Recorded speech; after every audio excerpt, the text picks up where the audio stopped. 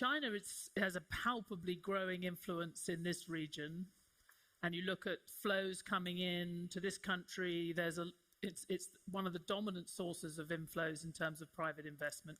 You have President Xi Jinping is going to be in this region for nearly a whole week after the US election, when the US may well be in flux. President Lula is meeting President Xi in Peru and then hosting him for the G20 in Brasilia.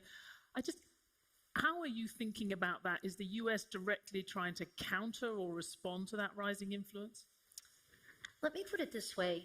I think in trade for a very, very long time, we've been concerned by the indications that we've seen of growing economic dominance of the PRC economy in the global economy, as represented by industries that have been grown strategically and intentionally, not just for dominance within the Chinese economy, but for global marketplace domination. We've seen that in steel, we've seen it in solar, we are now seeing it in EVs and batteries.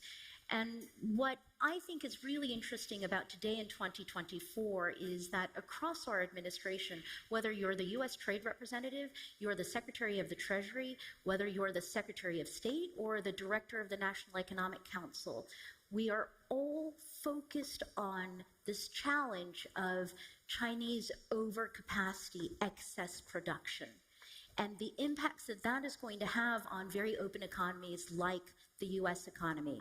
Now, you have a growing unity of diagnosis and a growing unity of focus in terms of engaging with the PRC itself, but also with our partners from within the administration.